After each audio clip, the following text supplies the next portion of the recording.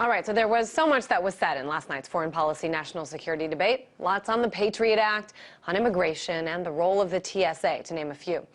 But there was also quite a bit that wasn't said.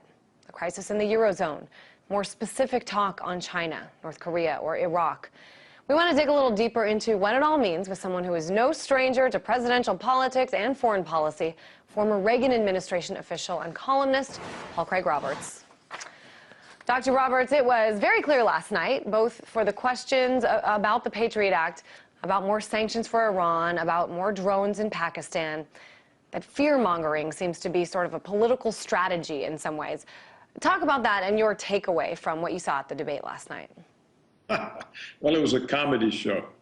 You know, if any of these people, other than Ron Paul, he's the only one qualified to be president, but the American public doesn't have the sense to elect him. If any of the others were elected, it'd be like having, you know, an idiot ahead of a superpower. I mean, it's such amazing collection of stupidity.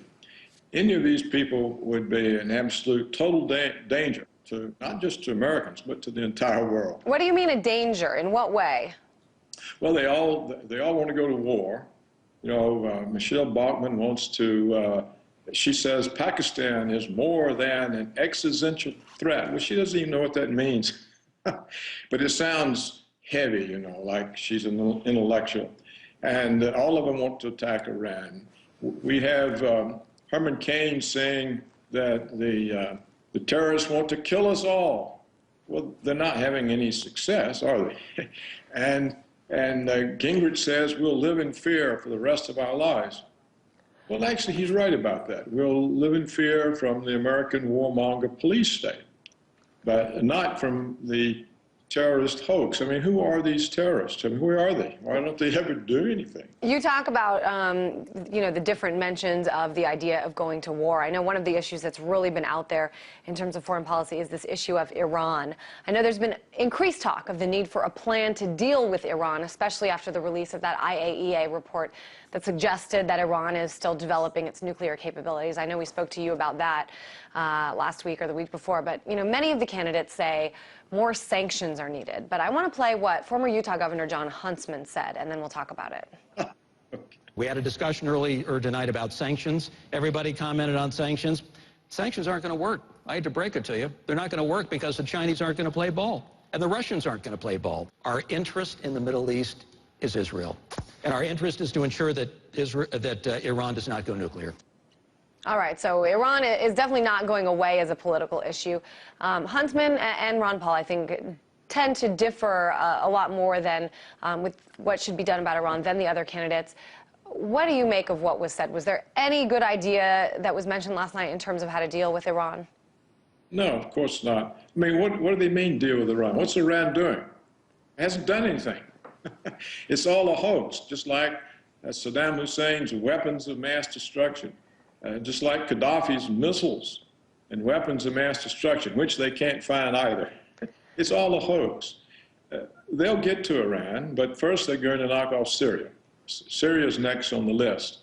And what's so amazing is all of these Arab Muslim countries, they sit there while they're knocked off one after the other.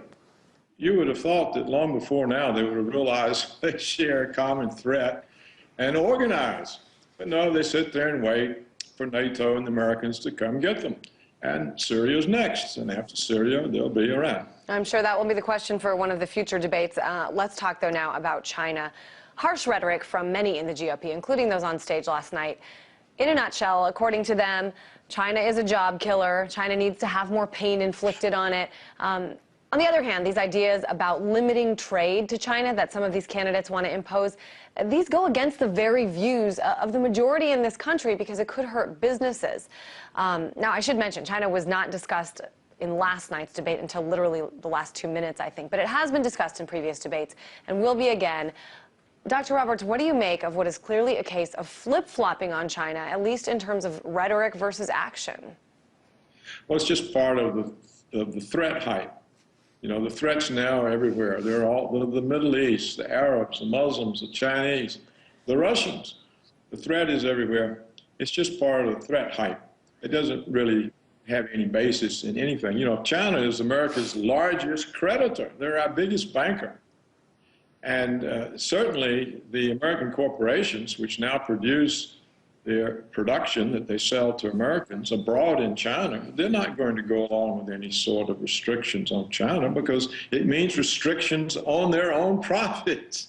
And the American corporations are far more powerful than the government because the government's in their pocket. So there's not going to be any trade restrictions on China. It would mean restrictions on American corporations. All right, I want to play another clip from the debate. This was in the report we showed, but I got to play it again.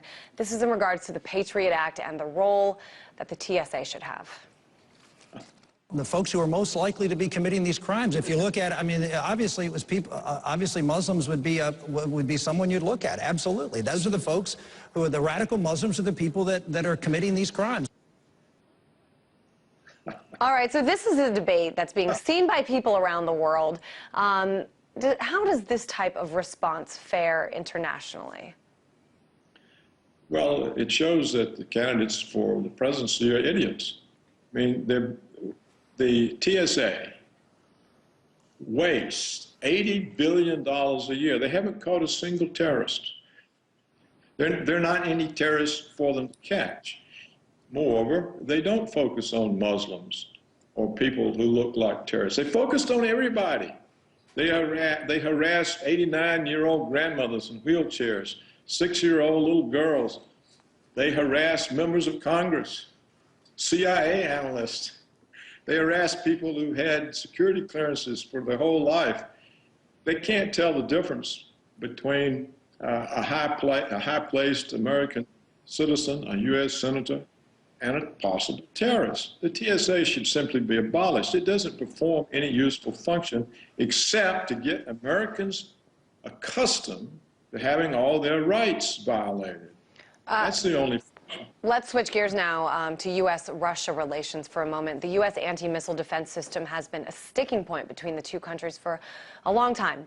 But just today, we heard some very strong words from Russian President Dmitry Medvedev aimed at the U.S.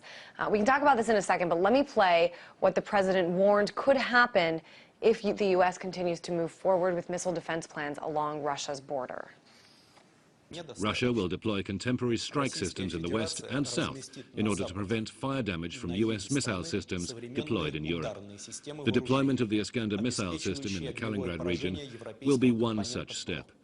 If the situation develops in an unfavorable way, Russia will reserve the right to cease further steps in the area of disarmament and arms control. Moreover, given the inextricable link between strategic, offensive and defensive weapons, reasons could emerge for Russia's withdrawal from the Strategic Arms Reduction Treaty.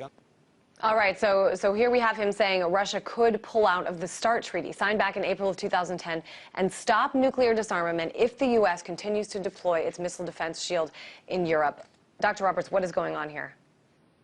Well, I find two things very puzzling about the Russian president's statement. What does he mean if Washington goes ahead with the planned shield? It's already in place. What does he mean if? Like it's going to happen in the future? It's already there. The United States already has its missile bases and its radar systems surrounding Russia. They're there. So to say if, what does it mean if? The second thing I find very puzzling is, why does the Russian president think that a legally binding guarantee from the United States would mean anything? What does he mean, legally binding? How would it be enforced? Once the United States can neutralize the Russian nuclear deterrent, Russia's finished. And that's what the purpose of this missile system is to take Russia out of contention so that it can't have any effect on the American drive for world hegemony. Certainly the START treaty, though, seen as one of President Obama's big victories. It's probably the White House is working on a reaction right now, and we will watch and see what that is in terms of what's next for this plan, which so far the White House insists is not at all a threat to Russia. I want to thank you for talking with us, former Reagan administration official and columnist Paul Craig Roberts.